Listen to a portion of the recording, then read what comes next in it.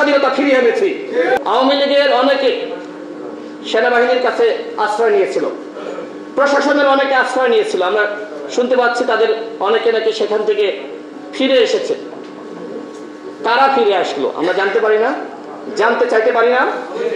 তারা কি অপরাধী ছিল? আওয়ামী লীগের মন্ত্রী এমপি কারা কারা ছিল আমরা সেটি জানতে চাই।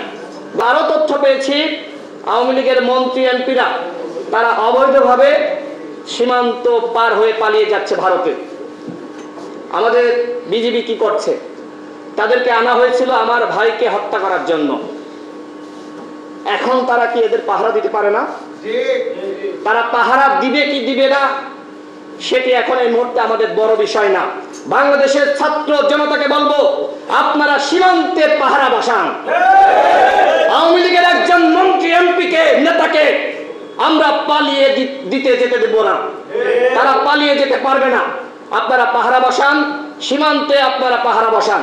বিজিবি যদি ভালোভাবে দায়িত্ব পালন না করে সেই দায়িত্ব আপনাদেরকে গ্রহণ করতে হবে।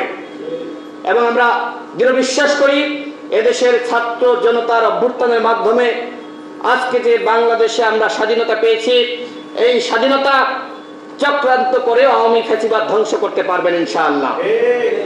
21 আগস্টকে কেন্দ্র করে আরেকটি প্রতিবিপ্লব ঘটানোর চক্রান্ত চলছে, এই তথ্য আমরা পেয়েছি। 15 আগস্টকে কেন্দ্র করে এই চক্রান্ত, এই ষড়যন্ত্র শুরু হয়েছিল, নস্যাৎ করে দেওয়া হয়েছে। আমরা সকলেই রাজপথে ছিলাম। আগামীকাল 21 আগস্ট বাংলাদেশের জনগণকে বলবো, সকল রাজনৈতিক দলকে বলবো, সকল নেতৃবৃন্দকে বলবো, আমাদেরকে আগামীকাল সারাদিন মাঠে থাকতে হবে। আওয়ামী লীগ মাঠে নামবে আর আমরা কি চুপ করে ঘরে বসে থাকবো? বন্ধুগণ, চুপ করে ঘরে বসে থাকলে হবে না। আগামীকাল আমাদের সকলকে মাঠে থাকতে হবে।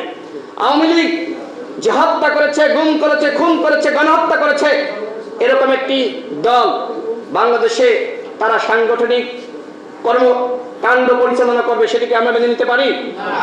আওয়ামী লীগকে অনতিবিলম্বে নিষিদ্ধ করতে হবে, নির্বাহী আদেশের মাধ্যমে অথবা রাষ্ট্রপতির মাধ্যমে ঘোষণা দেওয়া। আওয়ামী লীগ যে গণহত্যা চালিয়েছে, এরপরেও যদি আগামী নির্বাচনে তারা অংশ নেয়, সেটি হবে জাতির সাথে প্রতারণা। আওয়ামী লীগের নিবন্ধন বাতিল করতে হবে এবং এটি হবে এই অন্তর্বর্তীকালীন সরকারের প্রধান কাজ এবং প্রথম কাজ। দুঃখের সাথে বলতে হয়, অন্তর্বর্তীকালীন সরকারের একজন উপদেষ্টা এই বিষয়ে কোনো কথা বলছে না। তারা কেউ কেউ বোঝানোর চেষ্টা করছে আন্তর্জাতিক চাপ আছে। কোন আন্তর্জাতিক মহল বাংলাদেশের জনগণের পাশে এসে দাঁড়ায়নি। আমরা দেশের ছাত্র যুবক জনতা জেগে উঠেছিলাম এবং রাজপথের লড়াইয়ের মাধ্যমে স্বাধীনতা ফিরিয়ে এনেছি।